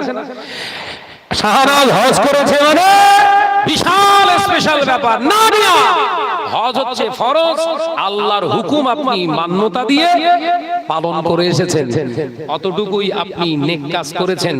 এবারে আপনার সাবধানতা অবলম্বন, এতে অহংকার গর্বের কিছু নেই। নামাজ পড়ে গর্ব করা যায়? কথা বলছেন না কেন? নামাজ পড়ে গর্ব করা যায়? তা হজ করে যেন গর্ব করতে যেও না, লোকে আমার বেশ হাজি হাজি বলে সব সময় হাজি রুমাল মাথায়, আরে বাপ রে বাপ, কেন কেন কেন না, লোকে আমাকে একটু হাজি হাজি মতো লাগবে বলবে, তবে আমি কোথায় কোথায়, বরঞ্চ ওখানে তো 50 ডিগ্রি সেলসিয়াস তাপমাত্রা, আমরা হজ পাকে ছিলাম তখন 46 ডিগ্রি সেলসিয়াস তাপমাত্রায়। এই আবার এই সামনে রমজান মাসে যাব, এই সময় গরম বেশি, এই সময় গরম বেশি। আমি যখন 2019-এ গিয়েছিলাম তখন 50 ডিগ্রি সেলসিয়াস তাপমাত্রা, মানে টাকের উপরে যদি ডিম দেয়া যায় ভাজি হবে। কথা বুঝতে পারছেন না? যে সেই সময়কার কথা বলছি, ওই সময় আপনার ওমরায় গিয়েছি আমি রমজানুল মোবারকে, আপনাদের নেক দোয়ায়। এই অত গরমে যে ঘর ওখান থেকে ফিরে আসবো, তাহলে আমার ভেতরে যে গরম ছিল সেটা দুমড়ে মুচড়ে শেষ হয়ে যাবে না আরো বাড়বে? কথা বলেন। ওখানে যাওয়া মানে আল্লাহর খানায় কাবাকে দেখা, আল্লাহর হাজারে আসওয়াদকে দেখা, রাসূলুল্লাহর দরবারে সালাম দেওয়া, আরাফার ময়দানে অবস্থান করা, মিনা মুজদালিফায় অবস্থান করা, মানে ভিতরে আপনার শয়তানের জামারাতে পাথর মারা, মানে ভিতরে সব গ্লানি, সমস্ত অহমিকা, তাকাব্বারি, বড়ত্বায় অহংকার সব নিচে ওখানে রেখে তারপর ঘরে আসা। আর গরম থাকবে? কথা বলছেন, ওয়াজ বোঝে না। আর গরম থাকবে? থাকবে না তো, কারণ ওখানে 50 ডিগ্রির কাছে সব শেষ হয়ে গেছে। বাড়ি আসবেন কাদার দলার টাইপে, হজ নিয়ে কোনো অহংকার, তাকাব্বারি, অহমিকা থাকবে না। কিন্তু যদি মনে করেন আমার একটু হাজি হাজি মতো লেগদেস কিনা একটু দেখি, তাহলে গরম কিন্তু ওখান থেকে ঘরে এসেছে দিয়ে আসতে পারেননি। হজের তাপমাত্রা বোঝা গেছে? আলোচনা বুঝতে পারেন না তো? একটু তাকবীর দেন তো, সব শুয়ে পড়েছে বোধহয়। নারায়ে তাকবীর, দূর সব শুনেছে, একটু তাকবীর দেন, নারায়ে তাকবীর। আর একটু ছেড়ে মান না, নারায়ে তাকবীর।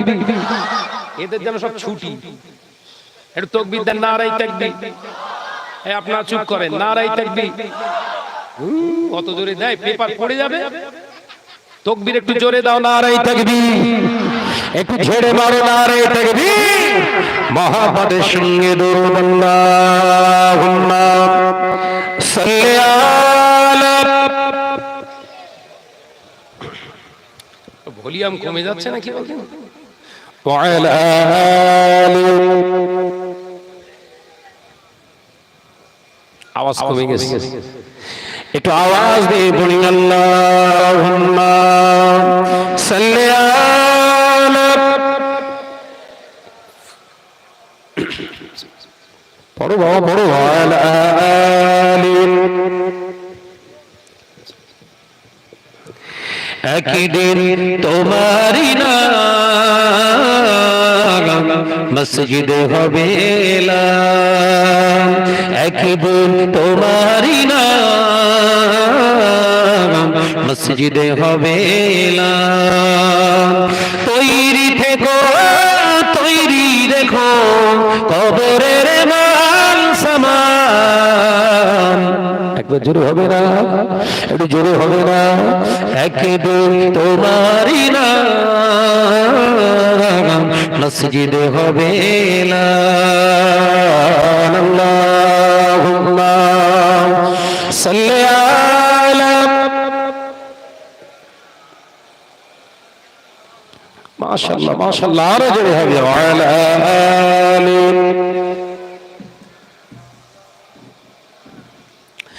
বন্ধু স্বজন আত্মীয় পরিজন পরিয়ে তোমার নতুন কাপড়, বন্ধু স্বজন আত্মীয় পরিজন পরিয়ে তোমার নতুন কাপড় নিয়ে যাবে ওই কবরে থাকবে না কেউ আপন। একদিন তোমারই নাম মসজিদে হবে এলান, একদিন তোমারই নাম মসজিদে হবে এলান। তৈরি থেকো তৈরি রেখো কবরের মাল সামান, একদিন তোমারই নাম মসজিদে হবে এলান। আল্লাহুম্মা সাল্লি আলা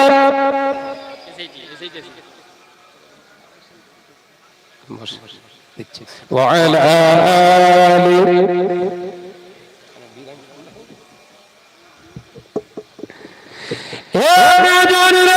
যুবকেরা, ছেলেরা, বাচ্চারা, আলোচনা বিরোধ করব না, সংক্ষিপ্ত। আমি আপনাদের ভাই, গ্রামের ছেলে, সন্তান হিসাবে বলে যায়, নামাজ পড়ে, রোজা করে, হজ করেন, যাকাত দেন, মসজিদ বানান আর মাদ্রাসায় বানান, যেটা বানান সমাজে সমাদৃত হওয়ার জন্য নয়, সমাজে আমার বাহবা দেবে এই নিয়েতে করবেন না। কারণ হাদিস পাকের ভিতরে এসেছে কিয়ামতের দিন মহাময়দানে এক শ্রেণীর হাফেজদের আল্লাহ প্রশ্ন করবে, এক শ্রেণীর আলেমদের আল্লাহ প্রশ্ন করবে, এক শ্রেণীর মৌলানা মৌলী সাহেব, হাজী সাহেবদের আল্লাহ প্রশ্ন করবে, এ আমার হাফেজ সাহেব বান্দা বল, দুনিয়ার জমিনে তুই হাফেজ হয়েছিলি, আল্লাহ হয়েছিলাম কার সন্তুষ্টের জন্য? আল্লাহ আপনার সন্তুষ্টের জন্য। আল্লাহ পাক আওয়াজ দিয়ে বলবেন, মৃত্যু, এই মৃত্যু খবরদার, জবান সামলা, মিথ্যা কথা বলবি না, আমার জামানদের জন্য তুই হাফেজ হসনি। সমস্ত ফেরেশতারা সাক্ষী দেবে, আল্লাহ ও মিথ্যে কথা বলছে, মিথ্যে কথা বলছে, মিথ্যে কথা বলছে। আলেমকে প্রশ্ন করা হবে, হে আমার আলেম বান্দা, সমাজের বুকে আমি আল্লাহ তোর যে এলেম দান করেছিলাম, আমার জামানদের জন্য কি করেছিলিস? কাল পৃথিবীর জমিনে বড় বড় নামী বক্তা, মৌলানা শাহনাজ, মৌলানা শাহনাজ, অমুক বক্তা, তমুক বক্তা, অমুক মৌলানা, মুফতি, মোবাল্লেগ সাহেব সেদিন ধরা পড়ে যাবে। আল্লাহ আল্লাহ আমি পৃথিবীর জমিনে তোমার জামানদের জন্য এলেম সঞ্চয় করেছিলাম। আল্লাহ বলবেন, মৃত্যু কাজ্জাব, আমার সন্তুষ্টের জন্য তুই এলেম হাসিল করিসনি, সেই এলেম তুই হাসিল করিসনি।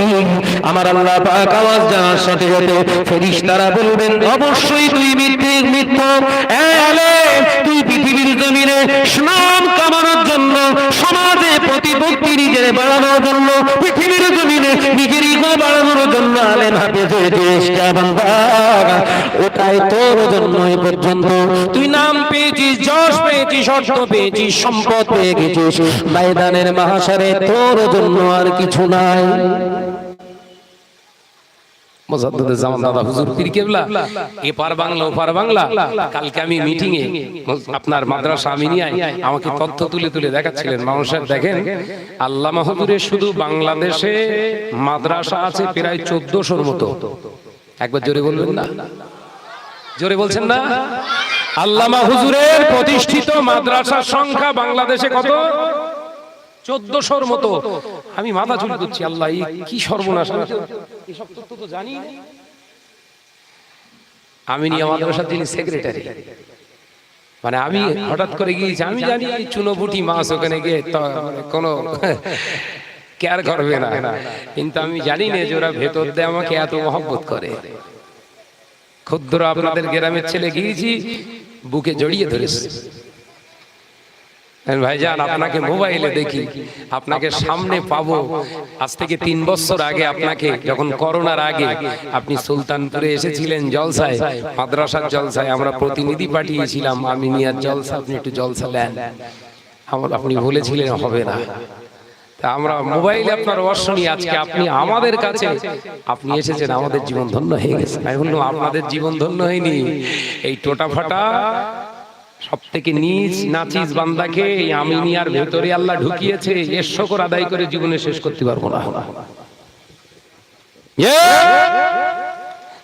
মুজাদ্দিদে জামান আলা হযরত দাদাজান হুজুর পীর কেবলার তানার খলিফা 1014 মাদ্রাসা প্রতিষ্ঠিত করেছেন, প্রতিষ্ঠান চলছে।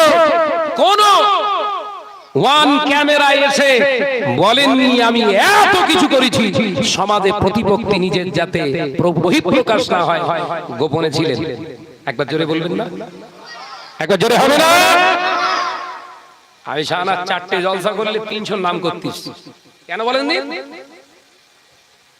সবাই আমার দিকে দেখো। এই যে টেন্ডেন্সি, মনোবৃত্তি, এই এতটুকুই আমার জন্য জাহান্নামে যাওয়ার জন্য কাজ, আর কোনো পাপ করা লাগবে না। কথা বুঝতে পারছেন না? কেন এই টেন্ডেন্সি থাকবে? কেন পৃথিবীর জমিনে শিক্ষা প্রতিষ্ঠান হয়? আমি চাই আমাদের উত্তর 24 পরগনা, দক্ষিণ 24 পরগনা, মেদিনীপুর 2টো, বর্ধমান 2টো, বাঁকুড়া 1টা, পুরুলিয়া 1টা, নদিয়া 1টা, আপনার মুর্শিদাবাদ 1টা, টোটাল এরিয়ায় 18-19টা জেলাতে প্রতিষ্ঠান চলুক। কত চলুক, জনসমক্ষে আনানোর দরকার নেই, গোপনে কাজ চলুক। আল্লাহ দেখলেই তো ওই ক্যামেরাটাই যথেষ্ট। তো এই কথা বলছেন না কেন? এগুলো বহিঃপ্রকাশ করা মানে নিজের ইগোর লড়াই চালাচ্ছি আমি ভেতর দিয়ে। আমার নাম যশ, তার মানে আমারে সবাই মানো, এ চিন্তা চেতনা যার ভিতরে থাকে, আশা করি সে আল্লাহওয়ালা কখনো নয়। আল্লাহওয়ালা নয়, আলেম হতে পারে, আলেম হতে পারে, আল্লাহওয়ালা নয়। আল্লাহওয়ালার সোহবতে আমি ছিলাম, আমি জানি আল্লাহওয়ালার গুণ কিরকম। আব্বাজান মেজলা হুজুর পীর রাহমাতুল্লাহ আলাইহি আপনাদের এই ছোট সন্তানকে হাত ধরে কোলের ভিতরে নিয়ে যখন আমার গালে চুমা খেত না, তখন জানতাম যে এত বড় মহান ব্যক্তিত্বের মানুষটা, এই জানাকে বাংলা আসামের মুফতি আজম বলা হয়েছে, এই মানুষটা আমার কোলে টেনে চুমু খায়, তারে এর ভেতরে কোনো অহমিকা তাকব্বুরি থাকতে পারে না। ওই জন্য একদিন আব্বাজান মেজলা হুজুর পীরকে আমি আব্বা বলে ডাকতাম। কথা বুঝতে পেরেছেন? জড়িয়ে ধরে আমি মেহরাব সিদ্দিকী ভাইজান আর ইমরান সিদ্দিকী ভাইজান 3জন প্রেজেন্ট থেকে একদিন আমি জড়িয়ে পেছন দিক থেকে জড়িয়ে ধরলাম। আর এই বাদুড়িয়ায় বাড়ি, আপনার এই আরশুল্লায় বাড়ি, জিয়া নাম তার, ও ছিল প্রেজেন্ট। রফিক ভাই বলে একজন হুজুর কেবলার পোষ্যপুত্র ছিল, সেও ছিল। আমি পেছন দিক থেকে আব্বাজান মেজলা হুজুর পীর কেবলাকে জড়িয়ে ধরে বলেছিলাম, হুজুর আপনাকে বলতে হবে আজকে আমার রাসূলুল্লাহকে কতবার আপনি দেখেছেন, নাহলে ছাড়বো না। আমি বলো সেই ছেলে, অহংকার তাকব্বুরি নয়। ওয়া আম্মা বিনি'মাতি রাব্বিকা ফাহাদ্দিস। আমি হুজুরকে জড়িয়ে ধরলাম, বলবে তো না, কোন মতে রাজি হচ্ছে না। আমি বললাম না বললে আমি ছাড়বো না, ছাড়বো না। মুচকে হেসে বলেছিলেন, দাঁত নাই। হুজুর কেবলার ভিতরে দাঁত ছিল না, পড়ে গিয়েছিল, চোখে দেখতে পেতেন না, চোখ বন্ধ করে থাকতেন। এ নজনের যুবকেরা, আব্বাজান মেজলা হুজুর পীর কেবলা মুচকে হেসে বলেছিলেন, কতবার দেখেছি বাবা তবে জানি না, তবে আমার মনে পড়ে ফুরফুরা জমিনে বসে শুয়ে রাসূলুল্লাহর 26 থেকে 27 বার দিদার নসিব হয়েছে। একবার জোরে হবে না? আল্লাহ রাসূলকে 26 থেকে 27 বার ফুরফুরা জমিনে হুজুর দিদার পেয়েছে। তাদের মতো মানুষদের বিরুদ্ধে, তাদের আওলাদদের বিরুদ্ধে যদি আমরা কথা বলি, জীবনের স্বাদে মানে এগুলো আমরা কারা কারা কারা? বলেছিল আমার ভয় হয়, ওসিয়ত আমার ভিতরে পাবে, আমার ভয় হয় আমার বংশের ভিতরে, আমার আওলাদের ভিতরে শরীয়ত মোতাবেক যদি না চলতে পারে, আমার মুহিব্বির ভক্ত মুরিদেরা, ও সিলসিলা ফুরফুরা শরীফের মানুষেরা, আমি আবু বকর জানিয়ে দিয়ে গেলাম, তোমরা তাদেরকে মেনো না, তোমরা তাদেরকে মেনো না, তবে আমি আবু বকর জানিয়ে দিয়ে গেলাম, তাদের পেছনে কথা বলো না, কারণ আল গিবাদ ওয়া শাদ্দু বিনাজ জিনা, যারা পেছনে সমালোচনা করে এরা হলো জিনাখোরের থেকে খারাপ। আপনার পছন্দ যদি না হয়, আমি শাহনাজে দাদা হুজুরের কথা হলো আমার কাছে শোনা, কথা বুঝতে পারছেন না? কিন্তু আমার পিছনে সমালোচনা করা যাবে না, এটা শরীয়তের দৃষ্টিতে কঠোর হারাম, কঠোর হারাম। যদি আমি শাহনাজের কোন ত্রুটি থাকে শরীয়তের মানদণ্ডে, যদি আমাকে বলতেই হয়, তাহলে হয় আমার সম্মুখীনে এসে বলুন, আলাদা সাইড করে ডেকে নিয়ে বলুন, ভাই আপনার এই ত্রুটি আছে। জনসমক্ষে পেছনে আলোচনা করা রাইট ইসলাম আপনাকে দেয় না। আপনি যে মহামান্য হুজুর হন না কেন, এ কথা বুঝতে পারছেন না? সমাজের মুখে আমরা দেখছি, আমরা ছোটবেলা থেকে শুনেছি, আমাদের গ্রামে শুনেছি, নারীর পর্দা শুধু জেসেমি পর্দা নয়, জবানেরও পর্দা। তাই তো নাকি? একজন মহিলা মা বোনেরা যারা পর্দা নিশিন আছেন, ভাবি সোনার মানিকেরা, তাদেরকেও জানিয়ে যায়, নারীদের শুধু জেসেমি পর্দা নয়, জবানির পর্দা আছে, চোখেরও পর্দা আছে। এই পর্দার ভিতরে থাকতে হবে, পর্দা করতে হবে, এটা হচ্ছে ফরজ। এটা আজকে লক্ষ্য রেখে সমাজে আজকে আমরা বড় হয়েছি, ছোট থেকে আমরা দেখেছি, কিন্তু আজকে জনসমক্ষে শিক্ষা প্রতিষ্ঠানকে জনসমক্ষে আনার এই তাগিদে মহিলাদের স্টেজে তুলে বুখারী শরীফ খতম করানো, মাইকিং করে এ সমাজকে জানানোর মূল নীতি আদর্শ কোথা থেকে পেয়েছো? যখনই আমি শাহনাজ বলছি, যখনই আমি শাহনাজ প্রশ্নগুলো তুলছি আমার ব্যক্তিগত চরিতার্থের জন্য, নিজের স্বার্থের জন্য, এটা শরীয়তের স্বার্থ।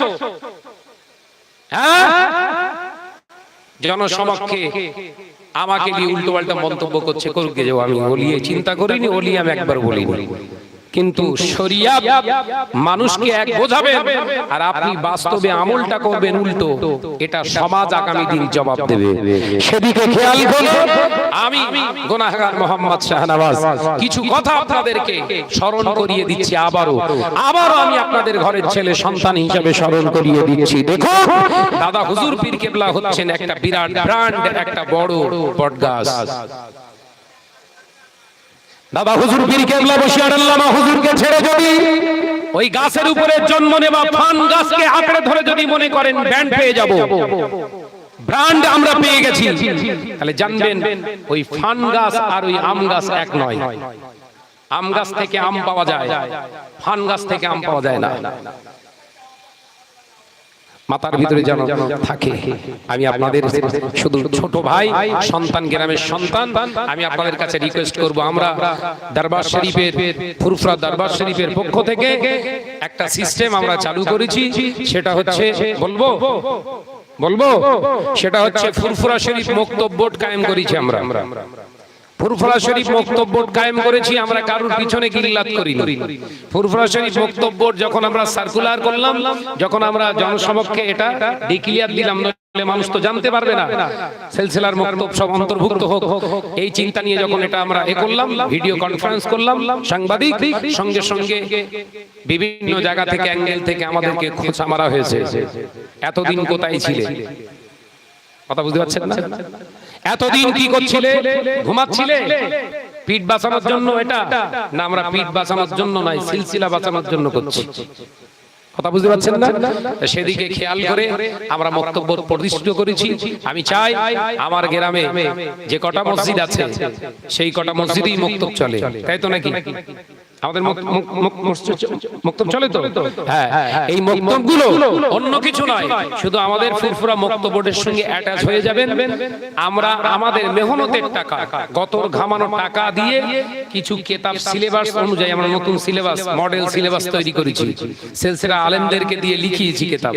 সেই কিতাব আমরা মডেলিং ভাবে সুন্দর করে সেই প্রসেসিং এ, সেই পদ্ধতিতে মডেল শিক্ষা দেওয়ার জন্য দাদা হুজুর মডেল হোক, এই চিন্তা নিয়ে আল্লামা হুজুর মডেল হোক, এই চিন্তা নিয়ে আমরা শিক্ষা প্রতিষ্ঠানগুলো আমাদের ছায়াতলে আনতে যাচ্ছি। এটা দরকার আছে না? না জোরে বলে যে আমাদের ঘরের ছেলেরা শিক্ষিত হচ্ছে, আলহামদুলিল্লাহ, উচ্চ র্যাঙ্কে শিক্ষিত, শিক্ষায় শিক্ষিত হোক, কিন্তু তাকে যখন জিজ্ঞাসা করা হবে কোন প্রতিষ্ঠান থেকে শিখেছিস, সে কিন্তু আমার দাদা হুজুর আল্লামা হুজুরের নাম করবে না। করবে?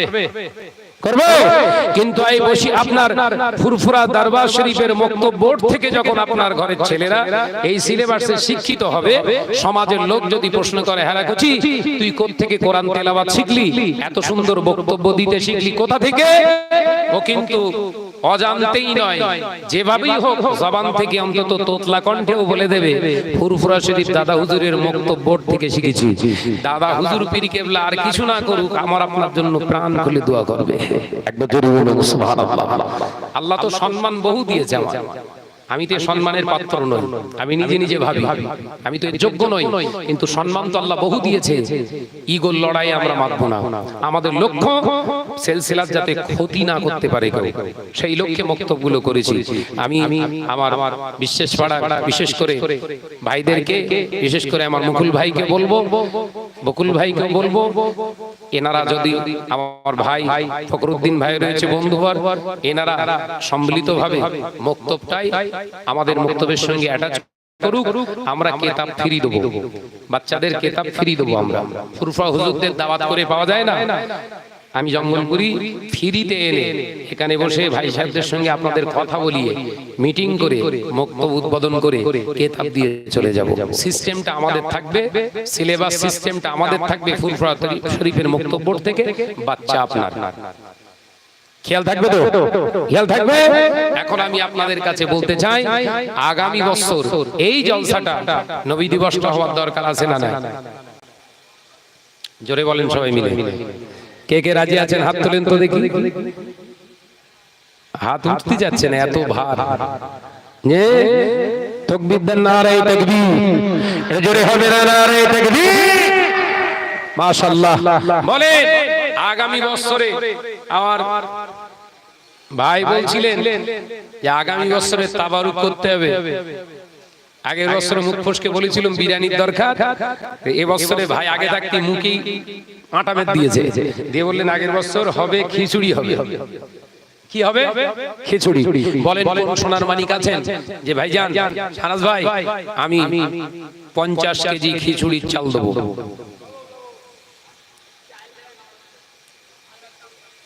যা চাল লাগবে। মাশাআল্লাহ, আমার মুজাফফর ভাই।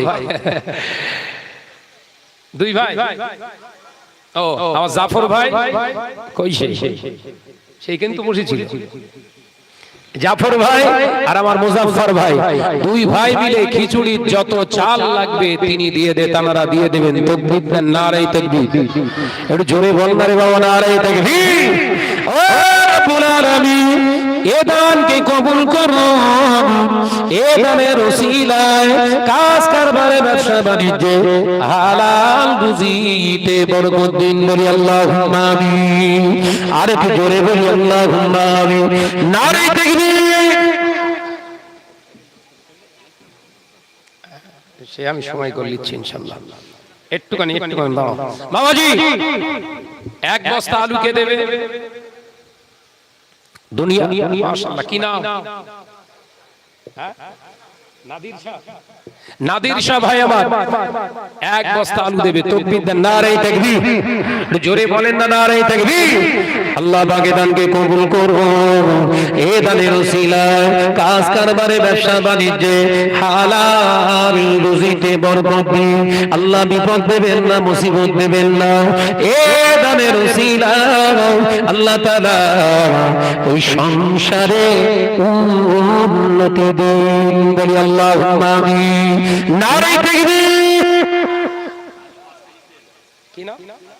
রাজু ভাই। কে সে রাজু? ও রাজু, আমার রাজু ভাই, তার মানে রুয়াল বাবুর ছেলে।